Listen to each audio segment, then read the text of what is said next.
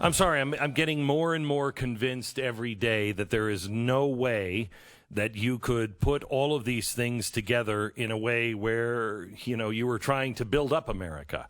What's happening is this administration is dismantling America in every way, shape, and form. So let me give you just a couple of highlights. We were just talking about the Endless Frontier Act. The Endless Frontier Act cannot pass. The Endless Frontier Act is a way for the government to start to take all innovation in under its purview. So it is a directorate, which I think, Stu, directorates, isn't that right, directly from the Soviet Union? It's a directorate now that directs all of our innovation because China's so fast.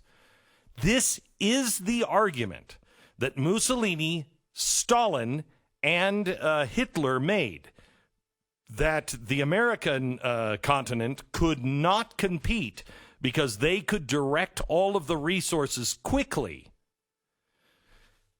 where the United States of America had to do it through the free market. And by the time you'd convince them, it'd be over. That's what's happening. Yeah. I mean, history is littered with countries that said that they could defeat the free market with centralized control. It's and centralized control ends exactly the same. Mm-hmm. Yeah, exactly the same every single time. Look at Venezuela. They were going to fix that country. I'm telling you, we are going to end as Venezuela if we don't begin to stand up and demand that our voices be heard. Now, so we were talking about the endless frontier. I want to show you a pattern here. What have they done to businesses? They have closed all of our businesses, and they have hurt the small business. Notice the big businesses don't have a problem. They were allowed to stay open. But if you were a small business, you were forced to close. No special exemption for you. So all of the big corporations, which are all going to be playing ball with the ESG from the Economic Forum, they're all playing ball. They're all in with the government. And they don't seem to be struggling, but you are. All right. What's happening with food? The farmer is struggling. The farmer isn't making it, but the big, huge food processing plants and the food processors of America, 4 of them when it comes to meat, they're all making money hand over fist. Now there's a pattern. Okay, so let's go back to the American Frontier Act. American Frontier Act is a solution for Joe Biden's question during his State of the Union address, where he said, we're going to have to see, can America compete in this century? Can our free markets, can our democracy compete against China and Russia? Well, he's already answered that question. That's why there's the Endless Frontier Act. Notice that they also, under Barack Obama, put a new layer of bureaucracy into the patent office. The United States patent has always been, it is one of the greatest reasons why we have succeeded in a nation. Now, one of the guys who was instrumental with the patent is Benjamin Franklin, but he didn't patent any of his stuff. He felt that everyone should have a right to it. He didn't need the money, et cetera, et cetera. He just wanted to change the world. Great. That's a little like Elon Musk, where he made a lot of his technology open and patent-free. That's great. You can make that as an individual. But under Obama, he started a new administrative body in the patent office. And this administrative body was to help the small inventor. So if you invented something, but then big bad Google or Facebook came out and they said, hey, we're doing this, and they just start using it, but you had the patent on that technology, you could fight them in court. And it would take, millions of dollars to fight against Google. Most small-time people don't have the money. Well, maybe they're black, Stu. Joe Biden said yesterday, if you're black, you don't have accountants and you don't have attorneys. So maybe those people are only black. Well, so we understand why black inventors, if there were such a thing, Joe Biden, don't sue. But everybody else, they may have access, but they don't have the money to fight against these big businesses. Even if you win in court, it still has to go back to the patent office. And these administrators look at it and, wow, they have found some real injustices being done. They have found that 80% of the patents claimed, by the people, by the small people, 80% of those people were wrong. It actually belonged to the big corporate industry. So they're cutting the legs off of now our inventors, the small inventor who has his own little workshop. By the way, everything that was in that Endless Frontier Act is exactly, almost word for word, what Eisenhower spoke about and warned us against. It wasn't just the military-industrial complex. It was the scientific and educational industrial complex. That when government started funding research, there would be trouble. Well, here we are, gang. Are we awake enough? So that's what was started. That little administrative body was started under Barack Obama. What has Joe Biden done? Oh, Joe Biden now is just openly saying we're going to take your patents. If it's for something important, we just have a right to take them. What does that do? What does that do to the companies that invent things, that spend millions and millions and millions of dollars just to try to come up with something if the government can take it if it's important? It kills that. Now, what else is happening? Well, they're killing private intellectual property rights. But if you go to the White House and you search for Biden-Harris administration outlines America the Beautiful initiative, you will also find that they are now going to preserve, conserve, and restore the lands, the waters, and the wildlife that support and sustain the nation.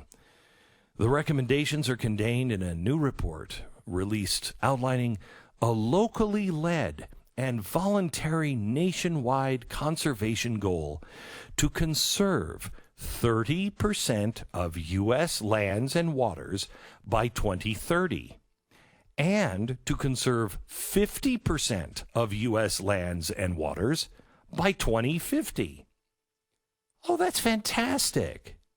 So the report submitted to the National Climate Task Force was developed by the U.S. Department of the Interior, Agriculture, Commerce, and the White House Council on Environmental Quality.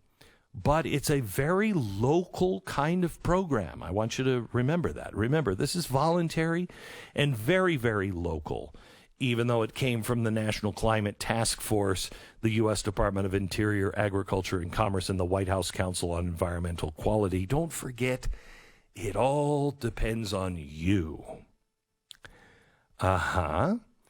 Now, it outlines 8 principles that should guide the nationwide effort, including a pursuit of collaborative approaches, a commitment to supporting the voluntary conservation efforts of farmers, ranchers, and fishers, and the honoring of tribal sovereignty and private property rights.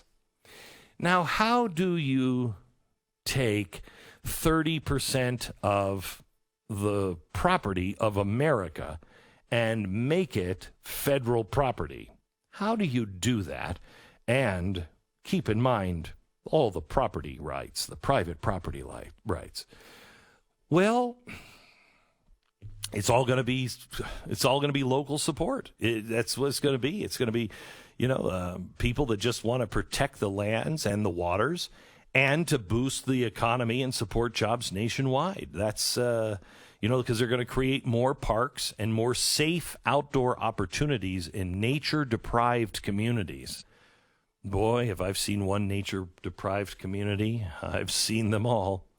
They're going to support tribally led conservation and restoration priorities. They're going to expand collaborative conservation of fish and wildlife habitats and corridors.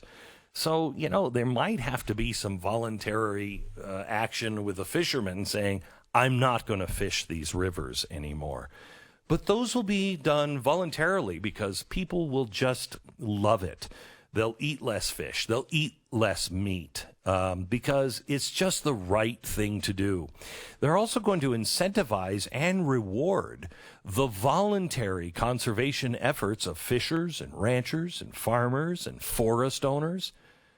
It's really going to be great. And then they create jobs by investing in restoration and resilience projects and initiatives, including the Civilian Climate Corps. Oh, that's going to be great. You know what?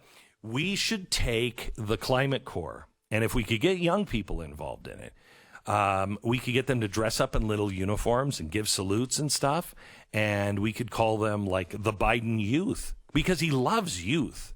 And it could be all voluntary. And if your family doesn't want to volunteer, maybe your Biden youth could, just say, hey, I've got a problem in my family. Mom and dad don't want to volunteer. And then the government can maybe take them away, for their own safety, because it's getting dangerous out here. That's why they're trying to create a safe nature atmosphere. How are they going to do that? Because the only thing I'm afraid of in nature are bears and mountain lions. If I want a safe experience, well, then I should probably just go to a park, not a national park, not one where those big bad bears live. Those should be off limits entirely because, hey, we can't disturb nature. And they're very, very dangerous. And not everybody can go. It'll be inequitable because there's a lot of people who don't have access to the outdoors. Kids in bubbles and things like that. Look what they're doing. Look what they're doing. Destroying your property rights almost every step of the way. They are destroying your business. Well, because we have to. We have to. We just have to. It's COVID. Gosh darn it, I didn't want to do that. And who would have seen coming that it was the big corporations that, actually succeeded through this and it didn't have a problem, and it's a small guy. This is the beginning of the Great Reset. That is what's happening right now. And Americans need to understand that and start to begin to gather together and like-minded people need to stand up and peacefully say, we're not going any further. You know what is right. You know what the country was founded on. It's time we all stand up together and say, no more. No more.